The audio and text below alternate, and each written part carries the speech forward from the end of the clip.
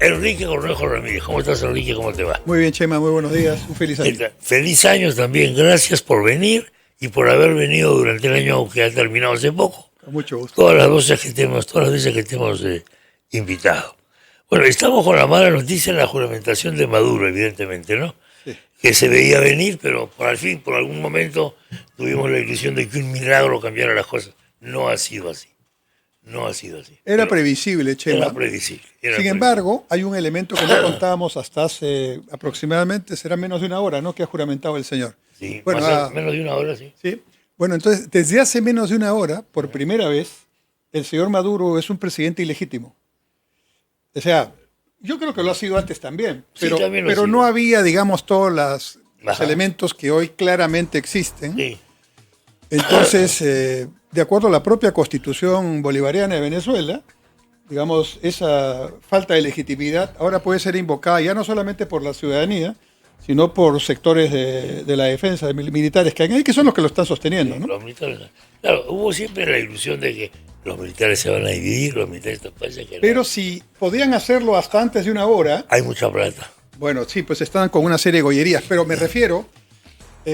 hasta antes de una hora, todavía una acción militar contra Maduro era una acción ilegítima, digamos, razonable, pero ilegítima, porque todavía Maduro, nos guste o no, era presidente legalmente. Claro. Ahora, por todas las condiciones en que se está dando, es un presidente claramente ilegítimo. Además, la ceremonia que acabamos de ver es una ceremonia, bueno, bastante pobre, ¿no?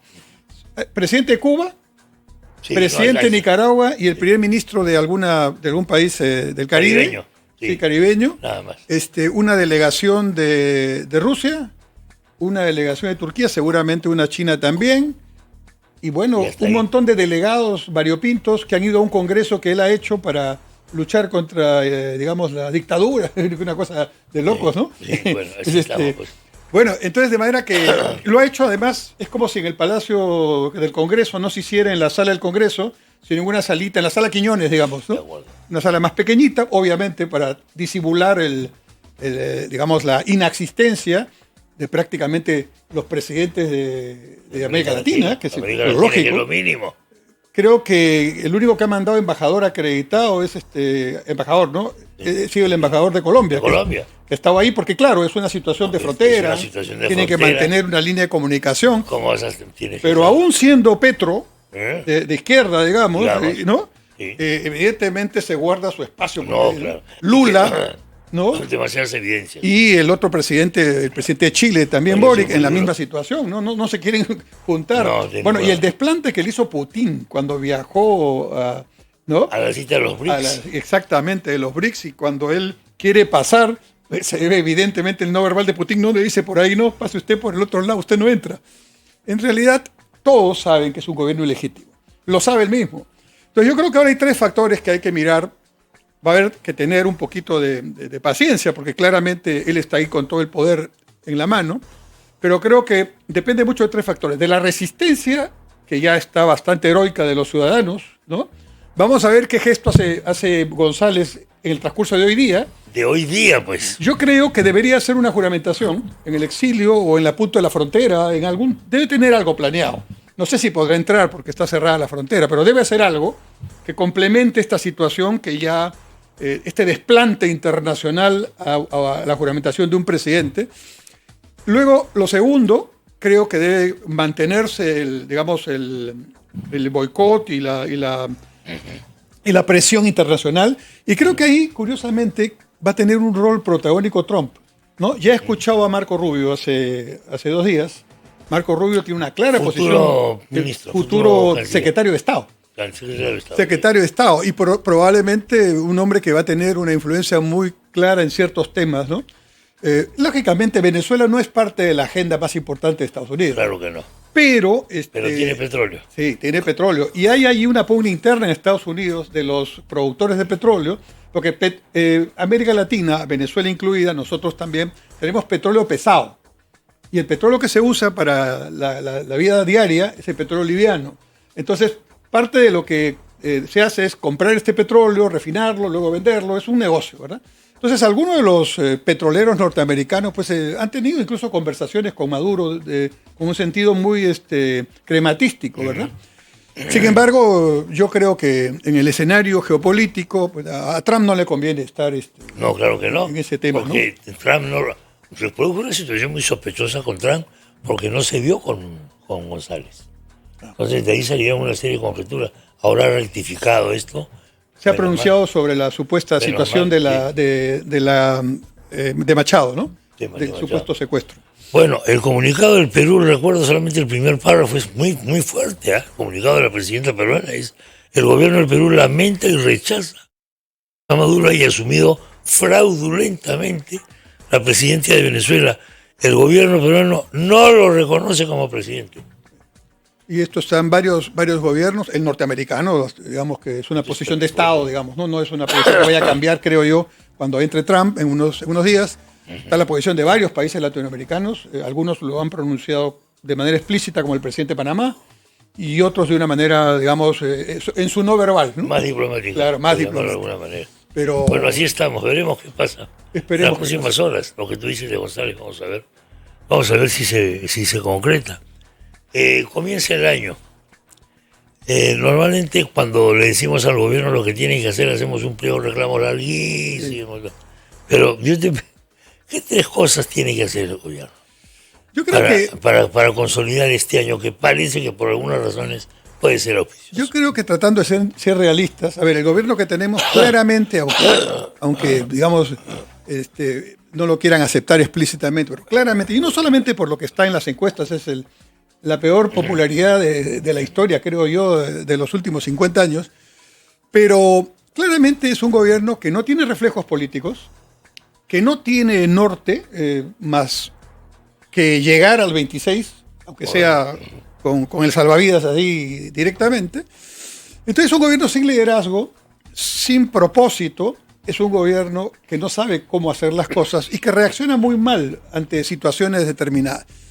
Yo creo que poco podemos pedir en ese sentido, pero si habría que pedir algo, yo pediría 2 o 3 cosas. Primero, que realmente se enfoque la presidenta, y yo creo que lo puede hacer, aunque tiene problemas porque no está la inteligencia, aunque han cambiado al jefe de inteligencia hace unos días, creo que ayer, y creo que es un policía de experiencia en temas de esta naturaleza, pero claro, la inteligencia se hace poco a poco, hay que infiltrar, hay que, digamos, lograr madurar la información que viene de dentro, es un proceso largo. Entonces, eso no va a ser posible que dé efectos rápidos, pero claramente teniendo el poder, la policía, lo poco inteligencia operativa que haya, yo creo que lo mínimo que debería hacer la presidenta, que además preside el Consejo Nacional de Seguridad Ciudadana, es concentrarse en este tema en su día a día y no preocuparse tanto por sus investigaciones, que de todas maneras tendrá que preocuparse cuando deje el poder. Ahora debería concentrarse en eso, porque tiene la posibilidad de hacerlo.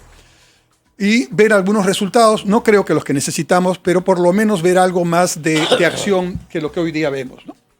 En segundo lugar, creo que debería mostrar un poquito de responsabilidad en lo económico. Mira, no se ha dicho mucho, pero este año, el dato que más preocupa es que el déficit ¿no? Con respecto al PBI, que debería estar en 2%, de acuerdo a la Ley de Prudencia Fiscal, está en el 3,7%, que es la cifra que ha dado Julio Velarde, confirmada o no negada por el ministro de Economía. O sea, casi estamos en 4%, en el doble de lo que deberíamos estar. En concreto, ¿esto qué significa? Que hemos venido, a través del gobierno, gastando más allá de lo que debemos. Y en que, obviamente, buena parte de esos gastos son, vamos a decir, concesiones que se le da a los grupos políticos que están en el Parlamento, que piden inconstitucionalmente, porque el Congreso no tiene iniciativa de gasto, aunque el Tribunal Constitucional también se ha metido de una manera inadecuada a este tema, pero al punto que en la última discusión en el Congreso sobre la ley de presupuesto de este año, que fue aprobada en diciembre del año pasado, es una ley desequilibrada. Correcto. Tiene un conjunto de artículos que si tú sumas, digamos, el monto que significan como gasto, primero no debieran estar ahí, y eso es un error del ministro de Economía, que ha debido defender, digamos, la legitimidad de su presupuesto. Y por último, si tenían tanta presión, pues el Congreso que no lo apruebe. Y como dice la Constitución, si el Congreso no lo apruebe, no lo aprueba, el proyecto original regresa al Ejecutivo y el Ejecutivo ese proyecto lo promulga. La Constitución se lo permite porque no puede haber un país sin presupuesto aprobado. Pero dice que tiene que ser equilibrado. O sea que los ingresos tienen que tener igualdad con los gastos. Y aquí hay un presupuesto que tiene más gastos que los ingresos. Entonces, lo mínimo de responsabilidad que se le podría pedir al gobierno en este año es que primero deje esa política de gastos adicionales para proyectos, digamos, compromisos políticos a cambio de apoyo en el Congreso, porque eso es lo que está pasando, que muchos de ellos, aparte de inconstitucionales, son gastos que no debieran estar puestos ahí. Y lo segundo es que haga un esfuerzo por tratar de, digamos, no endeudar más al Perú, porque estamos emitiendo bonos, que son deuda finalmente, a largo plazo sí, pero deuda, porque un tema que se ha comentado poco es que el próximo gobierno, quien quiera que sea, va a tener menos manejo fiscal que el que tenemos ahora. Y claro, algunos dirán, pero todavía estamos en rangos, nivel de endeudamiento, aún con moderado. Sí, pues es como si tú tuvieras ahorros, el chanchito famoso, antiguo, o sea, el ahorro de las joyitas de la abuela, ¿verdad? Y que no sirven cuando hay situaciones de crisis porque podemos ir a venderlas, podemos realizarlas. Ahora, eso lo estamos gastando y si viene un periodo de crisis como el del 2008 que hemos tenido, ¿no? Donde hay que ahorrar ya y gastar de una manera mucho más, digamos, fina, no vamos a tener esos recursos que sí tuvimos el 2008 para poder afrontar esa crisis. Y lo tercero que le pediría, y estoy pidiendo mucho creo, ¿no? Pero lo tercero que pediría es que actúe neutralmente en el proceso eleccionario, que ya empieza en abril formalmente. En abril ya se lanza, se debe convocar. Y en diciembre de este año tenemos que tener ya los candidatos. Así es. Presidenciales. Bueno, pero está bien eso, porque no hay que presentar pues estas listas de lavandería que siempre presentamos, ¿no? Sí. Porque el gobierno no lo va a hacer, nadie lo va a hacer. El CONFIEP y todos los gremios han presentado ayer un comunicado que, bueno, tiene que ver mucho con sus preocupaciones, menos trámites, agilizar proyectos, bueno, lo que se pueda, Dios mediante, esperar que puedan hacer, bueno, que lo hagan, ¿no? Tampoco que estén con las manos cruzadas. Pero en ese sentido yo creo que realistamente no podemos esperar mucho. La confianza del sector privado no va a cambiar este año. Por el contrario, normalmente en época electoral se pone muy conservador. Están esperando a ver qué pasa. Claro. El año pasado tuvimos una inversión privada negativa como crecimiento. Hoy día está ligeramente positiva, pero Chema, hace 15 años, hace 17% promedio, 17%, y llegó a picos de 23%. Eso, algunos piensan que es la inversión privada, es la inversión de Southern, la inversión de Buenaventura, la inversión de Telefónica, sí, pero también es la inversión del panadero de la esquina, del bodeguero que está en el barrio, del señor que está con su puesto en el mercado, que compran su nueva maquinita para cortar la carne o que ponen su nuevo anaquel para poder vender mejor sus productos. Esa inversión se suma y ese es el 80% de la inversión privada. Esa no está invirtiendo ahora. Exactamente. Y eso es lo que genera problemas de empleo. Estamos en la expectativa, ¿no? Wait and see, esperar y ver qué pasa. Sí. Ahí hay un problema. Bueno, eso me parece que es bastante prudente. El otro aspecto es, ¿qué debemos preguntarle nosotros los periodistas? Yo le estoy pidiendo a Enrique prácticamente que nos resuelva una serie de problemas, como estos de los 3 puntos. ¿Qué debemos preguntarle nosotros a los periodistas para no cometer el error que generalmente se comete con los candidatos, ¿no? A ver, ¿usted qué va a hacer con el agro? Bueno, yo voy a hacer esto, todo maravilloso, muy bien. Siguiente pregunta, no. Para decirnos, que nos digan cómo lo vas a hacer, hermano. ¿Cuánto te va a costar a ti? No, a mí, a nosotros.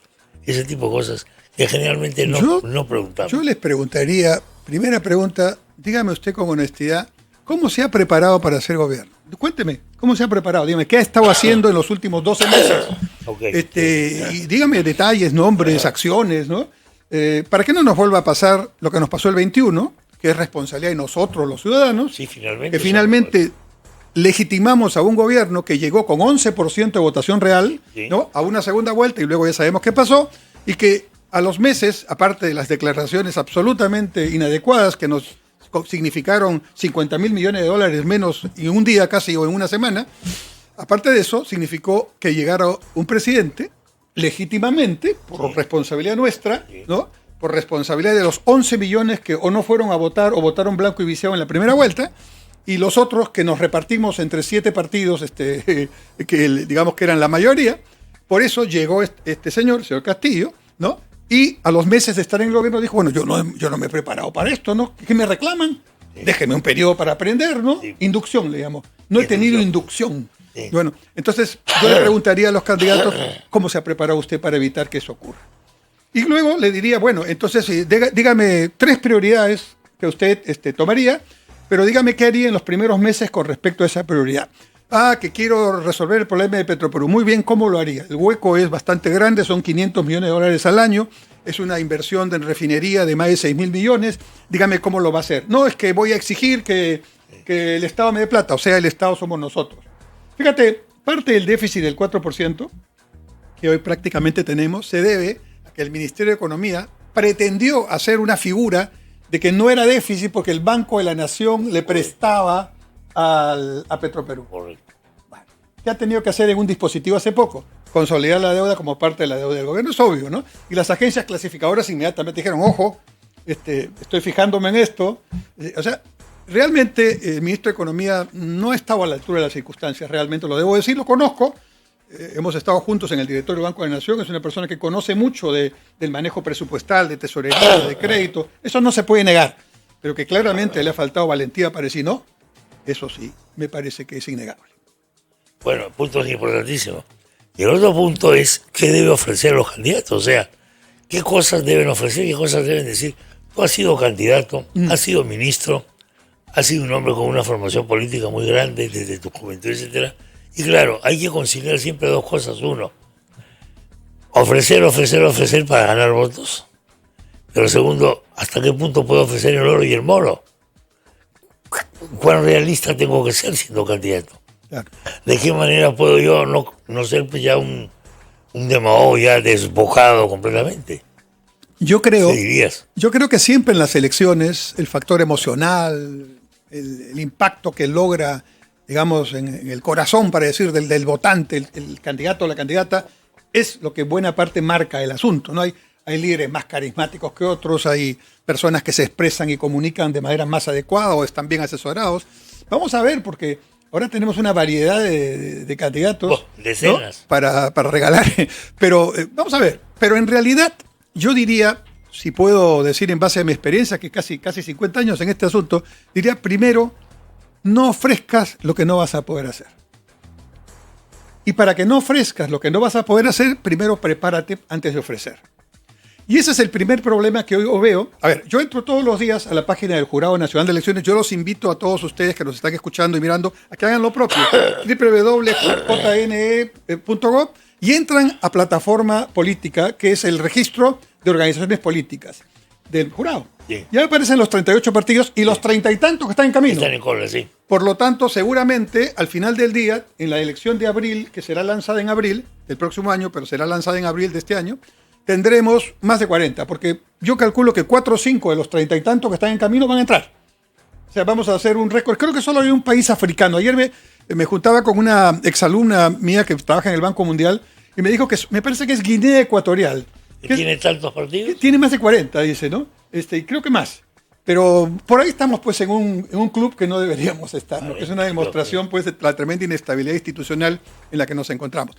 Pero yo sí creo que si quieren, y no estoy seguramente diciendo algo que no es correcto, probablemente entre estos 38 partidos hay mucha gente de buena intención, que quiere hacer las cosas diferentes. Pero lo primero que hay que entender es que, claro, hay que llegar al poder. Pero llegar al poder, y yo tengo una frase, que incluso hasta la voy a convertir en un libro pronto, que se va a llamar ¿qué hacer al día siguiente? Muy bien, correcto. Decir, yo llego, pero al día siguiente empieza la fiesta. Acaban los abrazos, acaban los saludos, ¿no? Y empieza la fiesta. ¿Cuál es la fiesta? Te llega un montón de documentos pendientes que tienes que firmar. Se acerca el ministro de Economía y dice, tengo este problema, presidente o presidenta, tengo que pagar y no me alcanza. ¿Qué hago? Viene el ministro de Interior y dice, tenemos un problema de inteligencia, nos dice que en el norte hay unos narcotraficantes que están viviendo ahí ya en tierras prácticamente que no son controladas, ¿no? Aparece el ministro de Salud y dice, tenemos un virus que acaba de entrar, lo acabamos de detectar en Trujillo, y claro, tienes que tomar decisiones. ¿Y qué hago? Entonces, si tú no estás preparado, la cuestión va a ser puro reactivo. Y claro, de repente en lo reactivo algo de eso lo haces bien, pero si no estás preparado, si no buscas equipos adecuados, esto es un primer problema. Entonces, lo primero que yo recomendaría es a prepararse, tienen un año todavía, lean la Constitución, por favor, léanla. Luego dicen si quieren cambiar algo, léanla. Artículo 1 de la Constitución. La defensa de la persona humana y de su dignidad es el fin supremo de la sociedad y del Estado. Bastaría, y punto, se acaba la Constitución. Pero bueno, hay que leer los 200 y pico artículos, ¿no? Luego, por favor, lean las 35 políticas de Estado del Acuerdo Nacional, que están puestas en la página gratuitamente. Lo pueden leer en las noches antes de dormir. Una por día, 35 días, tienen un año, para leer cada política de Estado y enterarse de que gente que tiene, digamos, experiencia, ha escrito eso con la intención de que quienes hacen política lo conviertan en realidad, como ya es una cuestión que tienes que ver en cada caso. Yo diría luego, busca buena gente. Gente que tenga experiencia, gente que no quiere entrar al puesto porque se lo debes, porque te ha ayudado en la campaña. Es un error muy común en los municipios, en las regiones, incluso en el gobierno nacional. Bueno, la gente que me ayudó en la campaña, ahora tengo que devolverle esto en algunos puestos, ¿no? Y la verdad es que los perfiles para hacer campaña se llaman operadores políticos. Los perfiles para hacer campaña tienen una característica. Si yo sé ganar votos, es una experiencia. Yo, por ejemplo, no soy un operador político propiamente. Yo reconozco que ese es un trabajo que tiene una especialidad, ¿no? Yo soy más un gestor, ¿no? De hacer cosas. Pero digamos que si yo le doy, porque considero que es mi deber responderle a ese trabajo, que ha sido un trabajo honesto, un trabajo leal, ¿no? Le doy un puesto, estoy realmente haciéndole un mal a esa persona, me estoy haciendo un mal a mí mismo, estoy generando una situación que en liderazgo es un pecado, que es no saber delegar. Entonces, el perfil para hacer gobierno es diferente del perfil para ganar un gobierno. Para ser candidato. Volvemos sobre eso con tu Bene, si te puedes quedar unos minutos más. Atención, emprendedor, estás en la búsqueda de oportunidades para seguir creciendo. Kia Towner es tu aliada perfecta, el hogar número 1 en satisfacción al cliente. Según Ociptel, pídelo al 01-707-3000. Proseguimos con Enrique Cornejo Ramírez. Atención, comunicado del Departamento de Estado de Estados Unidos o de la presidencia del país directamente. Se ofrece 25 millones de dólares a cualquiera que dé con Maduro, es decir, que lo retenga, que lo aprese, que lo quite del poder, etcétera. Esto es lo que acaba de sacar el Departamento de Estado de Estados Unidos en este momento. Luego le vamos a ampliar esta información. Enrique Cornejo Ramírez ha dado 3 consejos para lo que tiene que hacer el gobierno de aquí hasta que se vaya, 3 consejos para ver qué tiene que preguntarle la prensa realmente a los candidatos y 3 consejos para que los candidatos digan lo que tienen que decir con un mínimo de y en ese último punto, Chema, yo agregaría, por mi experiencia, parece 5 años muy largo y realmente es un tiempo políticamente que puede pasar muchas cosas. Mira que aquí estamos a 1 año y pico de cambiar de gobierno y parecería una eternidad, ¿no? Ya quisiéramos que fuera mañana, ¿no? Exactamente. Pero es muy largo. Entonces, sin embargo, yo creo que la experiencia indica que se concentren, primero que tengan un norte, que nos digan cómo va a ir el Perú en los próximos 5 años de cara a un norte mayor que ojalá pueda convertirse en política de Estado. Por ejemplo, tenemos un consenso en que la educación de nuestro país es pésima. Los indicadores así lo dicen, la evidencia del comportamiento nuestro como ciudadanos, como electores, así lo dice. La prueba PISA lo dice que no solo no tenemos, comprensión de lo que leemos, sino que además no tenemos opinión propia sobre lo que leemos, o sea, repetimos. Por eso la política, las noticias, se convierte en una circunstancia de análisis de titulares, no hay contenido. Y muchas veces el titular no tiene que ver con el contenido y así se maneja el tema. Entonces la educación es claramente un elemento clave para cualquier gobierno que venga y quiera realmente decentemente hacer un trabajo por el Perú. Y no es un trabajo que va a acabar en 5 años. Entonces, ¿qué van a hacer? ¿Van a construir más colegios? ¿Qué ganamos con construir más colegios? Si, digamos, yo sé que hay que construir colegios, hay que ponerle baños a los colegios, pero ¿qué estamos enseñando? ¿Dónde está la educación en valores? No hay. ¿Dónde está, digamos, un mínimo de entendimiento de nuestra historia? ¿Cómo empieza la historia para los estudiantes que están empezando en primario, en secundaria, en nuestros colegios públicos? ¿Saben lo que es Caral? Sí, claro. Han entendido que aquí está todavía viva y felizmente todavía muy digamos, en capacidades de seguir produciendo Ruth Shadi, Sí, que es conocida mundialmente y fue nominada, y yo no lo vi en las noticias, ¿no? A ser una de las, digamos, mujeres del año, ¿no? Por su trabajo permanente en Caral, que nos cambia la vida porque Correcto. nos cambia la historia. Porque si empezamos en Caral 3.000 años antes de Cristo, entonces yo soy parte de uno de los privilegiados países de civilización, soy tan contemporáneo de Egipto y un poquito más antiguo que China e India. Resulta que pasé de la historia chema que yo estudié, que empezaba con Manco Cápac y Mama Oyo, En el lago que Titicaca. salían del lago Titicaca y se hundían la vara en el cerro Guanacaure, Sí, ¿no es así- cierto? Así empezaba la historia. Así empezaba la historia. Y un poquito de Julio Cetello con el lanzón. Sí, pero y un poquito. casi como una cosa de adorno, Claro, y los mantos de Paracas, algo por ahí, ¿no? Y el Perú no comenzó así. Ojo. Y ahora tenemos O sea, una lo nueva que vamos a- historia. También tarea de los historiadores, reescribirla y reescribirla pronto, ¿no? Con todo lo que ya existe. Entonces, si yo tengo 5.000 años de civilización, para empezar, no puedo empezar a tirarme los látigos y decir se acabó el mundo por la crisis compleja que hoy tenemos. Porque crisis como estas han habido a lo largo Sí, de claro. nuestra corta república, 204 años, y a lo largo de los 300 años de la presencia española aquí, pero tenemos 4.500 años previos desde Caral hasta Atahualpa. Así es. Entonces, primera cuestión, un joven, un niño de Interesante Perú lo que dices. debería entrar mínimamente a conocer su historia para tener una autoestima más adecuada, para poder mirar el mundo sin complejos, ¿no? Un país civilización tiene que mirar al mundo. Mira, yo vengo del Perú. Perú no es solamente Machu Picchu. Machu Picchu es extraordinario, pero lo hicieron los incas Sí, ahorita. ahorita, Mira, en la historia peruana ahorita. Y yo tengo, mire usted en Caral, había, por ejemplo, una cosa extraordinaria que Ruth Shadi lo explica brillantemente. Yo te diría, un día trae la ruta aquí. Así hay que traerla. Ahí está. De acuerdo. Mira, Ruth Shadi te explicaría cómo había un extraordinario manejo del territorio.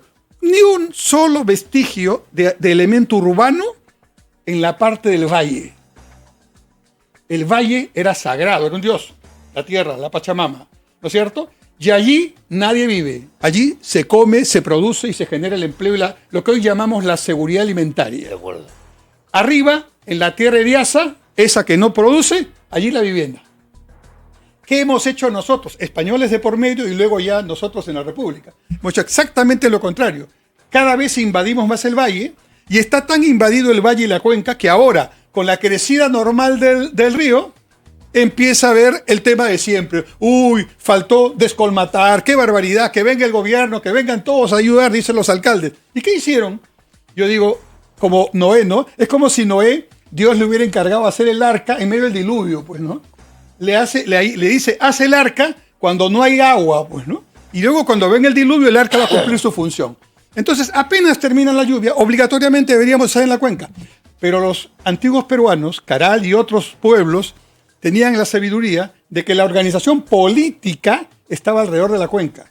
Entonces, la primera obligación de quien fuera el gobernante, ¿no?, era cuidar la cuenca. Además, el agua era otro dios.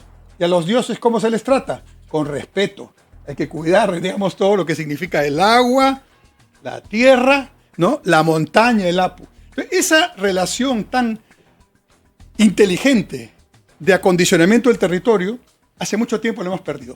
Pulgar Vidal, a principios del siglo Lo XX, iba a relacionar con lo que claro, acabas de decir. nos enseñó, año 20 y tanto del siglo XX, Sí, su tesis de las 8 regiones naturales. exactamente. Lo que tiene Desde que la ser. Chala en la costa hasta la selva baja al otro lado, a 100 metros arriba del mar. Y esa variedad es la concepción de la cuenca, pero ubicada ya en una concepción económica, territorial y política. ¿Cuál es nuestra división política? Regiones según cuencas. Por ejemplo, en Lima, para ponerlo en concreto, en lugar de que hayan 40 y tantos distritos y un alcalde que no es alcalde de Lima, sino solamente del cercado, el señor, ¿no?, alcalde de Lima, en la práctica deberíamos tener 3 grandes, digamos, subregiones o distritos, o macrodistritos. El macrodistrito de la cuenca de Churín, el macrodistrito de la cuenca del Rímac y el macrodistrito de la cuenca del Lurín. Y con toda la concepción que viene desde arriba hasta la conexión con el océano ya. Entonces, primera tarea de esa autoridad, cuida tu cuenca. No des licencias a los que van a ponerse en la cuenca. No eches basura a la cuenca, ¿no? Cuida tu agua, reserva tu agua. ¿Tú te imaginas un gobierno de esa manera? Que no lo estoy inventando, no es que amaneció hoy día entusiasmado, ¿no?, y vengo a decir esto. No, esto es leer la historia del Perú. Si a mí me hubieran educado con esta información que hoy tenemos, probablemente, no sé si sería economista o tal vez sería cuidador de la cuenca. ¿Cómo debería comenzar un libro serio de historia del Perú para niños y para jóvenes? Ya hay uno, te cuento. El otro día lo compré, todavía no lo he leído, sí, con dibujos muy bonitos de los 5.000 años.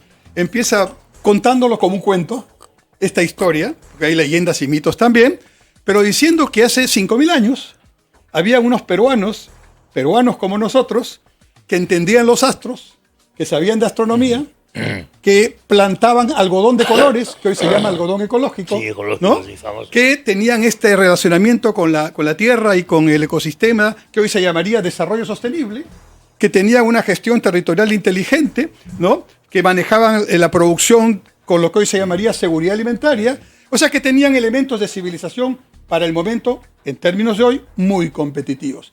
Y claro, lo pondrían en nombres más sencillos, ¿verdad? Por supuesto. Por supuesto, con un juego ahí, con nuestros animalitos, nuestra tierra, nuestro mundo, que es realmente un mundo mestizo desde hace tiempo. Y lo que lograría, y para esto hay profesionales que lo pueden hacer mejor que yo, es darle a ese niño la información de una historia científicamente ya sustentada, de una manera ágil que le vaya permitiendo tener una visión integral de su país, una visión prospectiva de su país y sobre todo, lo más importante, un orgullo pisando la tierra. Pero de lo tenemos que bien somos. alicaído ahora, ¿no? Pero por supuesto. Bien de bilongo está. ¿Pero por qué? Pues porque tú preguntas quién es Tupac Amaru o quién es, guardando las distancias, por favor, con todo, quién es Aymeric Guzmán y no saben. ¿Quién es Bolognesi? Hacen las encuestas, no saben. Grau, ¿no? Y uno dice, bueno, ¿qué pasó con la educación? La de nosotros por lo menos tenía unos colegios públicos donde había la posibilidad de que gente valiosa, profesional, liberales le llamaban antes, ¿no? O sea, profesionales, el historiador, el abogado, iban al colegio a enseñar. Sí. Imagínate el colegio Nuestra Señora de Guadalupe, sí, claro, grandes unidades escolares. Y ahí se formó toda una clase, dirigente, artistas, gente que en el siglo XX estuvo de alguna manera, digamos, en el ejercicio de la ciudadanía activa en el Perú. Hoy nos falta una generación del 900 en el siglo XXI. Yo sé que está, pero está diseminada, está desilusionada, no quiere entrar en el liderazgo político porque eso no huele bien, huele a corrupción, huele a lo que se dice, y en parte tiene razón. Pero también es cierto que si uno deja, discúlpame la expresión, o el inglés como diría alguien, si uno deja que los mediocres lleguen al poder, entonces en realidad uno no tiene que esperar nada más. Es lo que merecemos. Claro. Es lo que te mereces, pues eso es evidente. Yo creo que hay cosas concretas que se pueden hacer. Yo trato de ser siempre positivo. Algunos me dicen, eres muy optimista. Bueno, está bien. Pero yo siempre le pongo datos a lo que digo, ¿no? Y por supuesto piso tierra. Un consejo que daría a quienes pretenden ser gobierno, ser candidatos o incluso ser gobernantes dentro de un año y meses, es piensen en 2 o 3 temas claves. No piensen en más. Y concéntrense en esos temas. Vean cómo los van a hacer para que sean ya temas que el próximo gobierno, estoy hablando del siguiente, no los vaya a cambiar, que sean ya situaciones que avancen, traten de lograr el consenso mínimo, tal vez no total, pero mínimo en la población para avanzar en esos temas. En su momento, sí. Y hagan pedagogía política. La política no es solamente ganar votos. Claro que hay que ganar votos para llegar en democracia, obviamente, pero hay que tener una honestidad mínima en términos de explicar las cosas. Y a veces tengo que explicar cosas que no le gusta a la gente, pero que tengo que explicar. Ahí está la diferencia entre los políticos, simplemente los gobernantes, y los estadistas, ¿no? Los que explican las cosas porque tienen que ver con el futuro. Y entonces explicar eso me parece que es una obligación moral de los que quienes pretenden hacer algo diferente en política. Ya que estamos en esta clase que está dictando, con consejos pedagógicos para todo el mundo, En su momento tú fuiste un candidato arrollador sorpresa, para muchos, sorpresa. Y todo el mundo sabe, todo el mundo recuerda aquel debate en el que tú participas. Eras evidentemente de lejos, creo yo, el candidato más articulado. ¿Por qué no le cuentas a la gente cómo te preparaste para ese debate? Sí. Para no decir solamente palabras eufónicas, interesantes, estéticas, sino con fundamento del que no te puedes arrepentir dentro de un año, dentro de 2 años. En primer Eso fue lugar, lo que pasó. el debate, y esas eran las reglas de juego, tenía 5 minutos. En esos 5 minutos, y tú estabas ahí, Sí, ¿cierto? señor. Tú presenciaste el debate. Sí, señor. Estaba ahí una pregunta, una repregunta de ambos lados para ser equitativo. Entonces yo me preparé de la siguiente manera, un consejo ya de experiencia. Si tienes 5 minutos, prepara 4. ¿Por qué? acuerdo. Porque tú no sabes con la dinámica, con qué te dice el otro, con el nerviosismo, las cámaras y ese calor que hay con las luces ahí, tú no sabes qué te va a pasar en tu dicción, en lo que has preparado. Segundo consejo, prepara el inicio y prepara el final. No importa lo que digas al medio.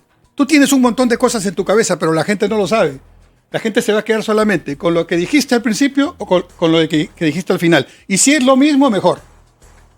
Por último, si no dices nada importante, la gente se va a quedar con que si quitaste el sombrero, con que la corbata estaba fuera de tu lugar, etc. Entonces trata de que se quede la gente con algo de contenido. Y luego estudia a tu rival y mira cuáles pueden ser sus potencialidades y sus debilidades. Yo utilicé una técnica que enseña Harvard, ¿no? Que dice, levanta a tu opositor, asume y dile honestamente que tú sabes que él tiene esas fortalezas. Y yo empecé, si tú ves el video, yo le digo, señor Castañeda, que en paz descanse, señor Castañeda, le digo, usted ha hecho unas escaleras y unos hospitales de la solidaridad. Yo y todos estamos muy agradecidos porque ha sido una obra y es una obra buena para la gente. Eso fue muy comentado. Sí. Tú te sales del cuadro, Sí. te sales del marco, Sí. de lo políticamente correcto. De lo políticamente correcto que hay que insultar o agredir a los... Exactamente. No, tú tienes que demostrar superioridad, tú tienes... Yo Bueno, creo, empezando ahí, creo que lo desencajé de lo que él pensaba que yo iba a hacer. Entonces le digo, allá empiezo ya a meter un poquito, digamos, le digo, pero hay un pequeño problema, señora Castañeda, ¿no? El pequeño problema es que aquí no estamos discutiendo qué vamos a hacer o qué hicimos. Aquí estamos discutiendo qué vamos a hacer en los próximos 4 años. Y para los próximos 4 años yo no le he escuchado ninguna propuesta importante. Perdón, me he equivocado, digo. Sí hay una propuesta. Usted quería hacer un tren por encima del tren de abajo, quería hacer uno más caro y más corto. Y entonces yo le digo, y mi pregunta, porque tenía que hacer una pregunta, ¿por qué usted, con la experiencia que tiene, insiste en hacer este monorriel, ¿no? Que vale creo que $4.000 millones, cuando ya sus propios técnicos le han dicho que no es viable y le mostré. Entonces, él comete un error que no se debe cometer nunca. ¿Y cuál es el error? Se pica. eso mismo. ¿Cómo se mantiene la caradura, por llamarlo de alguna manera, y no te puedes picar jamás? Él si me hubiera contestado, joven Cornejo, y ahí nomás me ubicaba, ¿no? Decía, joven Cornejo, mire usted, me ubicaba, ¿no? Decía, joven Cornejo, mire usted, yo entiendo, usted va a tener su momento, ¿no? Pero esta cosa es bien difícil, mire, lo voy a explicar. Y como un papá que empieza a explicar, ahí me desubicaba. Yo tenía un plan para eso también. Pero digamos que como iba a estar ya más en dificultad. Pero él hace lo que yo había previsto como una probabilidad menor, pero me la dio desde el primer principio, se pica. Y me dice, usted quiere ser alcalde de Lima, le voy a comentar. ¿Cómo quiere ser alcalde de Lima usted si cuando era ministro de Vivienda no pudo con Pisco después del terremoto? Claro, sí me acuerdo de esa historia. Entonces, y obviamente eso no se lo habían dicho. O sea, se lo habían dicho, pero él lo dijo ya de una manera diferente. Entonces en la réplica yo le digo, señor Castañeda, ya le había hecho ya la pregunta que no me había contestado. Yo le he hecho una pregunta, pero usted no me la ha contestado. Pero yo sí le voy a contestar la que usted me ha hecho. Y digo, tiene que jalarle las orejas a sus asesores. Entonces él se pone en guardia ahí, ¿cómo es eso, no? Porque cuando ocurrió el terremoto, yo no era ministro de Vivienda, yo era presidente del Banco de la Nación. Y en la semana misma del terremoto yo estaba allí en la Plaza de Armas y a usted no lo vi. Sí, se recuerda eso. Cuando yo me siento, veo el celular, cuando aparece un sonidito, ¿no? Pero era impresionante todo lo que entraba. Y yo digo, bueno, algo debo haber hecho bien porque están ahí todas las reacciones. Y ese día subí 15 puntos. No ese día, ¿no? En la semana subí 15 puntos. Eso fue una cosa tremendamente, una cosa sorprendente. Pero bueno, la moraleja es hay que prepararse. Hay que prepararse. Hay que prepararse. Enrique, muchas gracias por la muchas visita. gracias a ti. Ha sido muy amable. Gracias. A Ruth Shadi nos han recomendado que por favor. Vamos a invitarla. Sí. Vamos a invitar a Ruth Shadi. Señoras y señores, Enrique Cornejo Ramírez, gracias. Hoy en Biografías, Gabriela Mistral.